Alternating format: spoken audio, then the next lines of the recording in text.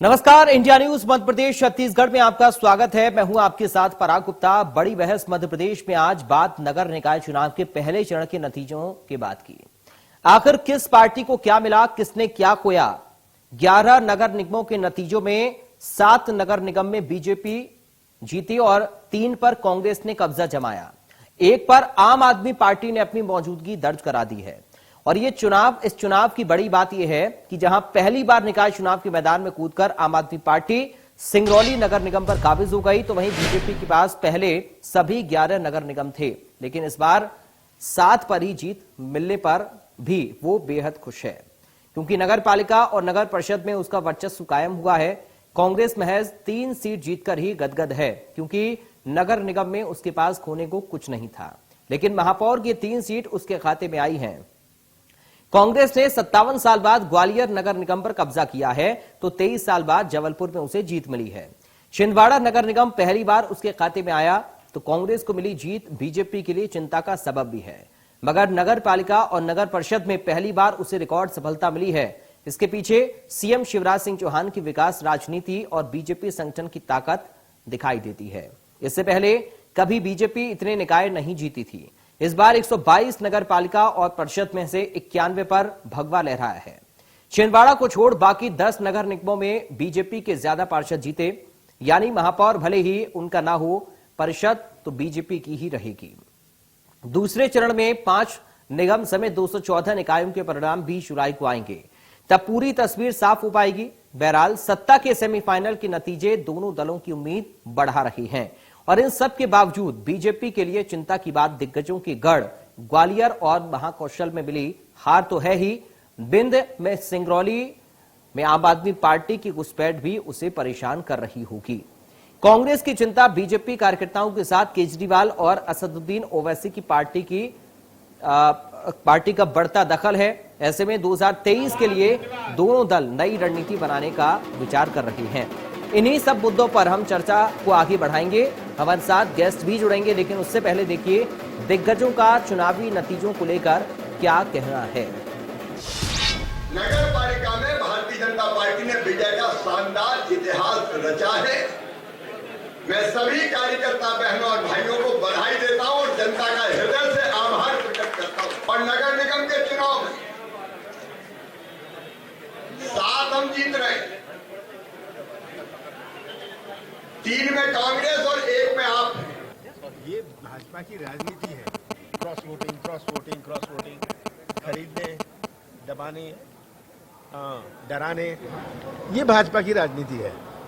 और ये अब ये चुनाव हमारे नगर निगम के, नगर पालिका के, नगर परिषद के, जो हमारा बेहतर परफॉर्मेंस है, मैं मध्य प्रदेश की जनता को बधाई देता हूँ, कांग्रेस कार्यकर्ताओं को धन्यवाद और बधाई देता हूँ। कि प्रश्न है हम कितने वोट जीते।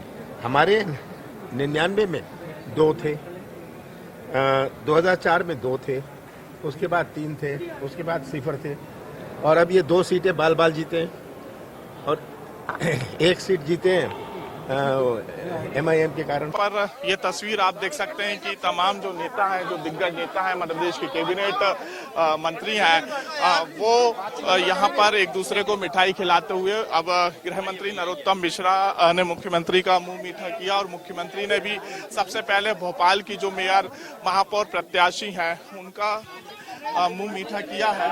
और ये तस्वीर आप देखिए, नरोत्तम मिश्रा और मुख्यमंत्री शिवराज सिंह चौहान, रामेश्वर शर्मा एक दूसरे को मिठाई खिलाते हुए, मुख्यमंत्री ने यहाँ पर विश्वास सारंग को भी जो है बधाई दी है।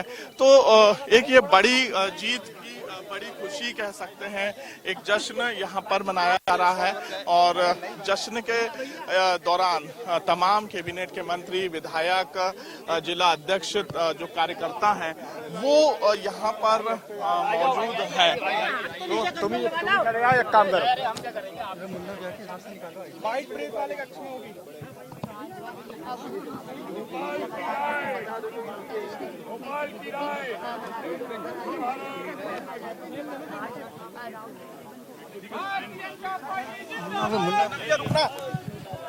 देखिए ये तस्वीर हमने आपको लगातार, अब ये देखिए प्रदेश बीजेपी कार्यालय में जो है आतिशबाजी शुरू हो चुकी है। ये जश्न की आतिशबाजी प्रदेश बीजेपी कार्यालय में देखने को मिल रही है। और क्योंकि जहां 7 नगर निगम सीटों में बीजेपी के कार्यकर्ता, तमाम कार्यकर्ता जश्न मना रहे हैं। वो रिजल्ट कहीं ना कहीं एक जीत के संकेत दे रहे हैं। तो हम आपसे पूछिए, जीत का जो संकेत है इसको कैसे समझा जाए? देखिए, मध्य प्रदेश के अंदर ग्रामीण निकाय और नगर निकाय के चुनाव में जो भारतीय जनता पार्टी को एक प्रचंड बहुमत से जो जीत मिली है, ये वास्तव में भारतीय जनता पार्टी के कार्यकर्ताओं की अथक मेहनत, बूथ बूथ पर काम करने वाले कार्यकर्ताओं की, ये उसका एक परिणाम है।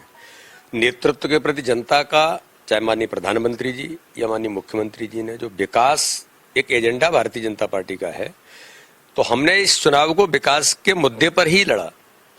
और इसलिए आज भारतीय जनता पार्टी को विकास के मुद्दे पर, नेतृत्व के प्रति विश्वास और गरीब कल्याण की योजना और संगठन का तंत्र, ये इस चुनाव की जीत का सबसे बड़ा आधार है। आज हमें इस बात का गर्व है कि 86 नगर परिषदों के चुनाव के परिणाम आए हैं आज फर्स्ट पेज के। उसमें से 64 पर भारतीय जनता पार्टी प्रचंड बहुमत से जीत करके आई है। केवल 8 पर कांग्रेस को बहुमत मिला है। 36 नगर पालिकाओं में से 27 नगर पालिकाएं भारतीय जनता पार्टी प्रचंड बहुमत से पार से जीत करके आए हैं। केवल 4 पर कांग्रेस बहुमत के साथ आई है। और जो बाकी है उसमें एक दो कुछ ऐसे प्लस माइनस है, तो वो भी मुझे लगता है कि हम उनको आगे चल के वो भी हम जीत करके आएंगे। नगर निगम में 7 नगर निगम भारतीय जनता पार्टी ऐतिहासिक बहुमत से जीती है, चाहे वो इंदौर का हो या भोपाल का हो। इंदौर के अंदर तो 1.5 लाख से ऊपर तो लीड भी अभी फाइनल मुझे लगता है शायद हो गई होगी या होने वाली होगी। और पार्षद भी 65-70 के करीब पार्षद जीत करके आ रहे हैं। और जिन नगर निगमों में अगर गलती से हम 1-2 सीट लूज किए हैं, तो वहां भारतीय जनता पार्टी की, जैसे जबलपुर है, 44 पार्षद जीत करके आए। यानी जनता का समर्थन भारतीय जनता पार्टी के साथ उन नगर निगम में भी है। कोई कारण ऐसे परिस्थितियां बनी है जिसके कारण से 1-2 स्थान पर हमने लूज किया है। लेकिन इस चुनाव में मुझे इस बात के लिए कि पूरे मध्य प्रदेश के अंदर नीचे कांग्रेस को ढूंढे कोई लोग नहीं मिल रहे कि कहां पर हम जीते हैं। भारतीय जनता पार्टी ने ऐतिहासिक परचम कार्यकर्ताओं की मेहनत के आधार पर फहराया है।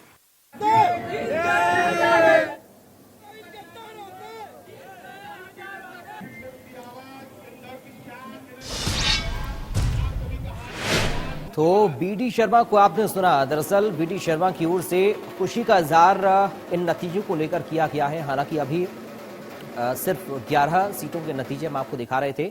2 खास मेहमान हमारे साथ जुड़ गए हैं। सीधा आपका परिचय करा दें। बीजेपी से प्रवक्ता दिव्या गुप्ता हैं। दिव्या जी, आपका स्वागत है। कांग्रेस पार्टी से प्रवक्ता वियान खुंगल हैं। वियान जी, आपका स्वागत है। तो दिव्या जी, शुरुआत में आपके साथ ही कर रहा हूं, और चूंकि हमने आज अपने प्रोग्राम का नाम रखा है नतीजों के मायने, और उसके आगे क्वेश्चन मार्क भी है, तो सबसे पहले आप दोनों से मैं मायनों को समझता हूं कि आपकी नजर में, आप दोनों की नजर में अपनी अपनी पार्टी के लिए क्या है इन नतीजों के मायने। दिव्या जी, सबसे पहले आपसे।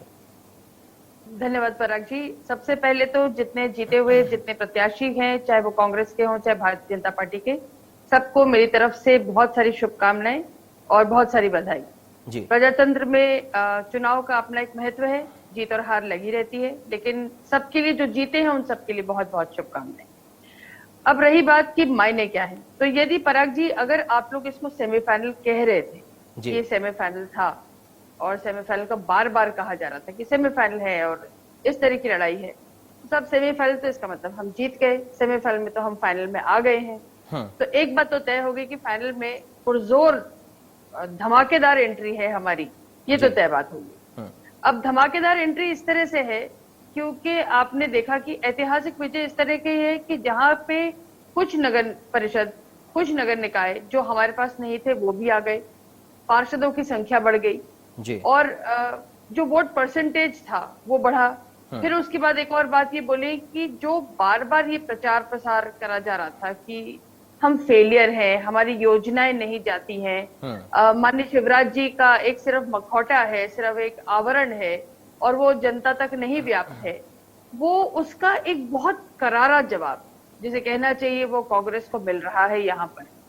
और जितनी बातें, जितना झूठ, जितना जिस तरह का एक प्रचार तंत्र इनका चल रहा था, जिसमें उन्होंने कोशिश करी थी कि बहुत कोशिश करी, और उस कोशिश में ये इनका ट्विटर वॉरफेयर जो था वो बड़ा कामयाब भी होता है, तो उसमें ये लगे रहते थे।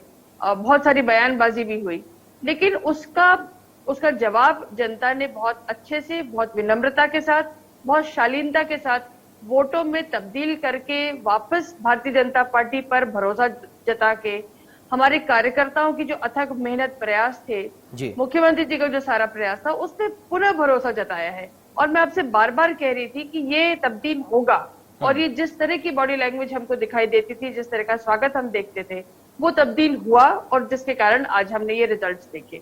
अब बात आती है 3 या 4 जो आइसोलेटेड पैचेस हैं, उस पर हम डिस्कशन करेंगे। तो 3 या 4 में से एक आइसोलेटेड पैच मैं जरूर मानती हूँ, जो आम आदमी पार्टी का सिंगरौली का है। उसका डिस्कशन बिल्कुल अलग होना चाहिए, कांग्रेस से थोड़ा सा अलग, इसलिए क्योंकि अभी हम 2 पार्टियां ही हैं, आपकी एंट्री होती है, उसका एक विषय अलग हम डिस्कस करेंगे। ठीक है, लेकिन अच्छा, मैं अभी बोलूं या मैं नेक्स्ट राउंड? ठीक है, मैं अगले राउंड में आता हूं। एक बार व्यान जी से भी हम मायने समझते हैं कांग्रेस पार्टी के लिए, क्या मायने हैं इन नतीजों के, व्यान जी?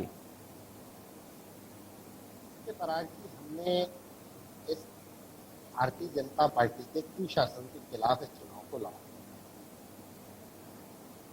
और हमने जनता के बीच में इस बात को कहा कि सर, हमारे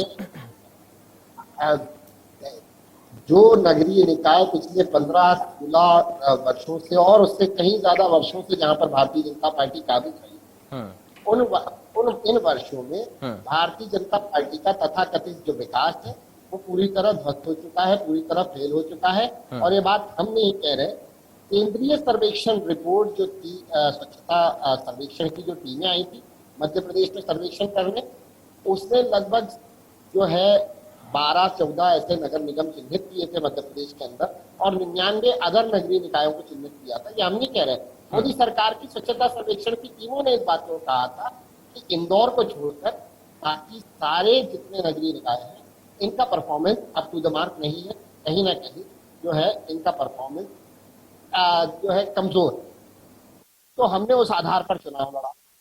आज नतीजे आए हैं, 2 बड़े मुख्यालय, महाकौशल की राजधानी हम कह सकते हैं जबलपुर, और ग्वालियर चंबल संभाग की जो है मुख्यालय ग्वालियर को माने, जहाँ 57 साल बाद भारतीय जनता पार्टी के किले को हमने ध्वस्त किया। जबलपुर में हमने ध्वस्त किया, छिंदवाड़ा में हमने 15 साल बाद वापसी की। एक उज्जैन, एक ऐसा नगर जो हम 800 की लीड से हम हमारे पीठासीन अधिकारियों को ने हमें बढ़त बताई 800 वोटों से, वहां हमें लगभग 500-700 वोटों से पीछे करके और भारतीय जनता पार्टी को जो है विनिंग सर्टिफिकेट दे दिया जाता है। प्रशासन इस प्रकार से एजेंट के रूप में उज्जैन में काम कर रहा है। बाबा महाकाल की पुण्य नगरी में पवित्र श्रावण मास में भी ये सब हो रहा है, तो बाबा महाकाल को देख। रही बात बुरहानपुर में भी हमारे साथ ये हुआ, हम मात्र 300-350 वोटों से विनिंग सर्टिफिकेट किसी और को दे दिया जाता है। मैं AIMM के ऊपर तो बाद में आऊंगा, तो एक बी टीम बन के काम कर रही है भारतीय जनता पार्टी की, पूरे देश में हम देख रहे हैं। महाराष्ट्र में उसने हमें नुकसान पहुंचाया, यहाँ पे 10,000 वोट ले गए और 300 से हमारे, तो देख लीजिए कितना बड़ा नुकसान हमें उसने पहुंचाया। और बावजूद उसके कांग्रेस आगे रही है, लेकिन कहीं ना कहीं पुलिस, शासन, पैसा जैसी बड़ी धांधलियां सामने आई है इस चुनाव के अंदर, वैसे शायद ही कहीं काम नहीं। मध्य प्रदेश का तो देखिए एक ट्रेंड है, कहीं ना कहीं सत्ता के साथ नगरीय निकाय जाते हैं, लेकिन उस ट्रेंड को भी इस बार कांग्रेस पार्टी ने धोकर रख दिया, और कहीं ना कहीं कांग्रेस पार्टी का वोटिंग परसेंटेज में भी इजाफा हुआ है। जिन नगर निगमों में हम हारे थे पिछली बार, वहां पर भी हम 7 विधानसभा, उदाहरण के तौर पर हम छिंदवाड़ा नगर निगम को हमने लूज किया था पिछली बार, लेकिन छिंदवाड़ा की यदि हम बात करें, जिले की बात करें, तो 7 सीटें हमने वहां पर जीती। तो ये कॉन्ट्रडिक्ट करता है कहीं ना कहीं, लेकिन उसके बावजूद मैं कहूंगा कि हम बेहतर प्रदर्शन की उम्मीद हमें और थी, फिर भी सेटिस्फैक्टरी रिजल्ट है हमारे लिए, हम उत्साहित हैं। भारतीय जनता पार्टी के लिए चिंतन की बात।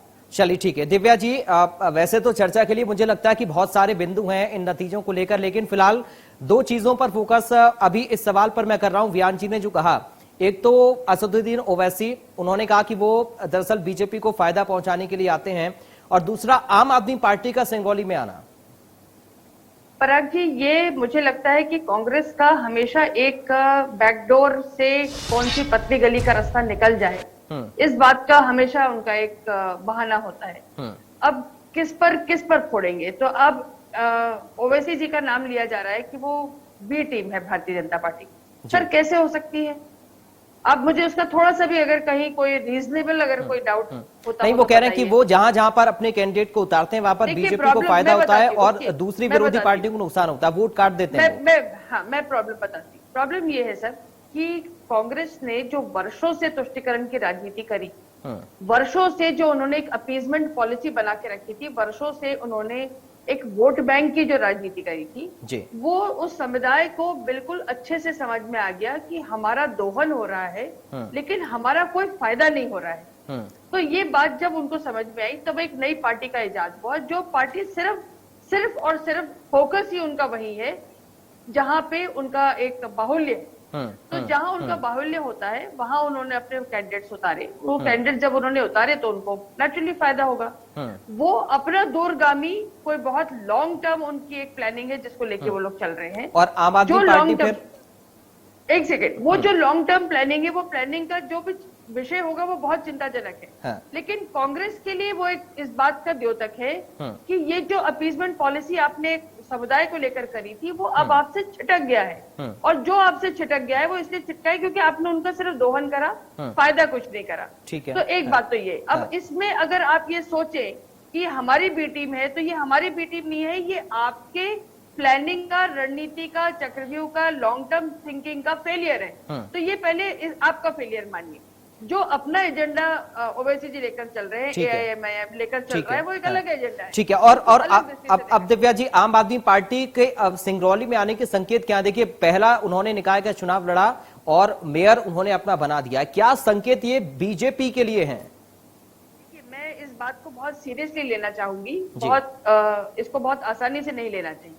इसलिए नहीं लेना चाहिए कि मध्य प्रदेश में आज तक सिर्फ 2 पार्टियों का वर्चस्व रहा है और अगर आम आदमी पार्टी अपनी एंट्री कर रही है, वो भी सिंगरौली जैसे जगह पर जहां पर ऑलरेडी हम जानते हैं कि बहुत माइग्रेटरी पॉपुलेशन है। जी, जी, जी। ये बहुत एक एनर्जी रिच एक एरिया है जहां पर बाहर से बहुत लोग आए हुए हैं और जो वहां पे अब स्थापित हो रहे हैं। और जबकि विकास, अनंत विकास वहां पे हुआ है, बिकॉज एनर्जी हब है वो, वहां कैपिटल का, देश का एनर्जी हब बन रहा है। तो उसको अगर आम आदमी पार्टी का वहां पे इन्फिल्ट्रेशन हो रहा है, केजरीवाल दिल्ली से आते हैं और सिर्फ सिंगरौली से वापस चले जाते हैं, तो इसका मतलब ये है कि उनका पूरा फोकस और कंसंट्रेशन सिर्फ वही था।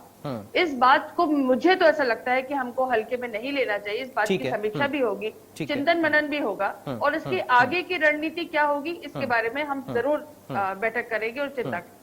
ठीक है। वियान जी, मैं चाहूंगा इस पर आप भी अपनी बात रखें, क्योंकि इस पर तो कांग्रेस पार्टी भी मंथन करेगी। हालांकि आप लोगों को फायदा इस बार सीटों को लेकर मेयर की हुआ, लेकिन आम आदमी पार्टी क्या धीरे धीरे अपने पैर जमाने की कोशिश कर रही है और सिर्फ बीजेपी के लिए नहीं बल्कि कांग्रेस पार्टी के लिए भी सोचने का विषय है आने वाले भविष्य में चुनाव के लिए। देखिए, आम आदमी पार्टी एक ऐसे आंदोलन से निकली हुई एक पार्टी है जो पार्टी उस लोकपाल को लेकर के आंदोलन किया गया था, जिस लोकपाल को कांग्रेस पार्टी शायद 70 के दशक में माननीय लोकसभा के पटल पर लेकर आ चुकी थी। इम्प्लीमेंट करना किया हमने उसको इम्प्लीमेंट किया डॉक्टर मनमोहन सिंह जी के कार्यकाल जी। ठीक है। तो आम आदमी पार्टी उस व्यक्ति की पार्टी है जो व्यक्ति जिस आंदोलन की गर्भ से जिसने जन्म लिया ना, उस व्यक्ति को कभी वो सिका नहीं हो पाया, वो अरविंद केजरीवाल उनका नाम। और दिल्ली में सस्ती बिजली और सस्ते पानी और शिक्षा के नाम पर उन्होंने सरकार बनाई, लोकपाल के नाम पर सरकार बनाई, खुद के दिल्ली में आज तक लोकपाल लागू नहीं कर पाया। और शीला दीक्षित जो हमारी लीडर थी, उनके विकास कार्यों को अपने हिस्से में गिनवाकर वो आम आदमी पार्टी का उदय हुआ है। आज एक बड़े राज्य पंजाब में उनकी सरकार बनी है सर, और लॉ एंड ऑर्डर क्या है पंजाब के अंदर और क्या फेलियर है वहां पर भगवंत मान के शासन काल में, ये बात किसी से छूटी हुई नहीं है। ठीक है। ऐसे 90 की दशक की मैं अगर बात करूं तो 90 के दशक में मध्य प्रदेश के अंदर 90 और 2000 के इस दशक के अंदर बहुजन समाज पार्टी ने भी मध्य प्रदेश में एंट्री मारी, कुछ सफलता मिली उनको। समाजवादी पार्टी की एंट्री मारी थी, उन्हें भी कुछ सफलता मिली थी और वो विंध्य के क्षेत्र में ही मिली थी। लेकिन आज उन पार्टियों का नाम लेवा कोई नहीं है, उनका कोई वर्चस्व नहीं रह गया। ठीक है। कांग्रेस और भारतीय जनता पार्टी के बीच में यहाँ लड़ाई है, वही रहेगी। ठीक है। और ये जो श्रीमती गुप्ता जी खड़ी हुई थी अभी, कि इन्होंने, अगर यदि आप देखेंगे तो इन्होंने मुख्यतः जो है भारतीय जनता पार्टी के वोट बैंक को नुकसान पहुंचाया वहां पर। कांग्रेस पार्टी का वोट बैंक वहां पर इंटैक्ट है। ठीक है। और बना रहेगा विधानसभा चुनाव में, आप देखेंगे। दिव्या जी आ रहा हूँ। ठीक है, ठीक है दिव्या जी, देखिए ग्वालियर को लेकर मेरा प्रश्न है, और प्रश्न इसलिए है क्योंकि 5 मंत्री वहां से आते हैं। कहां कमी रह गई आखिर बीजेपी की वहां पर प्लानिंग में? पराग जी, उसके पहले आपसे परमिशन लेके मैं व्यान जी की बात का एक छोटा सा एक जवाब देना चाहूंगी। व्यान जी, मैं मानती हूँ आपने जो बातें कही, मैं बिल्कुल आपके साथ उसमें तारतम्य इसलिए रखूंगी क्योंकि मेरे लिए केजरीवाल जी एक पॉलिटिकल स्टार्टअप जैसे एक उन्होंने एक पार्टी को स्टार्ट करा, मैं उसके साथ बिल्कुल सहमत हूँ। और शीला दीक्षित जी को गालियां देते देते वो उन्होंने अपनी सरकार बनाने की कोशिश करी, और जो दिल्ली मॉडल है उनका, उसके में एक पर्दे के पर्दा, प्याज की परतों में उनका फेलियर कहाँ है मैं सब दिखा सकती हूँ। मेरे पास बहुत सारा डेटा है, बहुत सारी बातें हैं जिसको मैं ओपन करना चाहूंगी। पंजाब में उनकी जीत का कारण बिल्कुल अलग था, उसका एक बिल्कुल अलग हम मॉडल है। संक्षेप में, जिस पार्टी का नेशनल फुटप्रिंट 1% से ज्यादा नहीं हो, वो अपने आप को अगर ये बताए कि मैं नेशनल पार्टी बनने जा रहा हूँ, तो ये सबसे बड़ी हास्यास्पद स्थिति है। संगठन जिसके पास बिल्कुल नहीं हो वो अगर कहना चाहे, लेकिन फिर भी मैं ऐसा हमेशा कहना चाहती हूँ कि जो भी दस्तक दे रहा है उसके बारे में चिंतन हर एक को जरूर होना चाहिए। आप इस बात से खुश हो कि बीजेपी के वोट वो ले गए और कांग्रेस सेफ है, तो इसलिए वो उस बात को लेकर थोड़ी सी चिंता आपको भी करनी चाहिए, हमको भी करनी चाहिए। ये हमारा धर्म है। रही बात ग्वालियर की, तो ग्वालियर में मैं आपको सिर्फ इतना बता दूं कि 5 मंत्री होने के बावजूद, देखिए आप कांग्रेस अगर इस बात को लेकर खुश हो रही है कि हमारी प्रचंड जीत है, तो मैं आपको बता दूं कि आप जिन मुद्दों को लेकर ग्वालियर में गए थे, वही मुद्दे इंदौर में भी लागू करने की आपने कोशिश करी थी, वही आपने कहीं और भी लागू करने की कोशिश करी थी, लेकिन हर जगह आपके वो मुद्दे लागू नहीं हो रहे थे। इसलिए आप इस बात का क्राउन मत कहिए कि आपकी प्रचंड जीत है ये। तो ये आपका फेलियर, आपका अभी भी फेलियर मैं मानूंगी, क्योंकि बाकी सब जगह अगर भारतीय जनता पार्टी प्रचंड बहुमत, ठीक है, अब समय नहीं है, बहुत संक्षेप में व्यान जी आपसे मैं चाहूंगा, चूंकि सेमीफाइनल इसको नाम दिया जा रहा है, तो फाइनल के लिए ये कांग्रेस पार्टी के लिए कितना बूस्टअप है व्यान जी? पराग भाई, आप इस बात को समझने का प्रयास कीजिए कि हमारी लीडरशिप आज संगठित है। हम एक छतरी के नीचे खड़े हैं, कमलनाथ जी के नेतृत्व की छतरी में। हमारा जो संगठन, जो निश्चित रूप से मैं इस बात की स्वीकारोक्ति करता हूं कि निश्चित रूप से हमारा संगठन जो आज कमजोर हुआ था पिछले 20 सालों से, हमारी सरकार नहीं है, लेकिन उस संगठन में ये जान आई है। हमारा कार्यकर्ता बूथ स्तर पर जो है मंडलम सेक्टर स्तर तक हमारे कार्यकर्ता में उत्साह दिखाई दे रहा है। पिछली बार हम 115 सीटें विधानसभा में जीते थे। हम लोग आज बेटर परफॉर्म कर रहे हैं नगरीय निकाय और पंचायत के चुनाव में, तो डेफिनेटली हम लोग के अंदर एक नई ऊर्जा का संचार कमलनाथ जी के नेतृत्व से हुआ है, और इसको हमें आगे तक बरकरार रखना है, 2023 तक, यही हमारा लक्ष्य। चलिए ठीक है, उम्मीद है कि मुकाबला और कड़ा होगा इस बार के विधानसभा चुनाव में, और होना भी चाहिए, क्योंकि जब तक मुद्दों को लेकर दोनों पार्टियों के बीच में तनातनी नहीं होगी, तब तक जनता के असल मुद्दों पर काम भी नहीं होगा। फिलहाल बहुत शुक्रिया दिव्या गुप्ता जी आपका हमारे साथ जुड़ने के लिए, व्यांग कुंगल जी आपका बहुत शुक्रिया हमारे साथ आज बड़ी बहस में शामिल होने के लिए।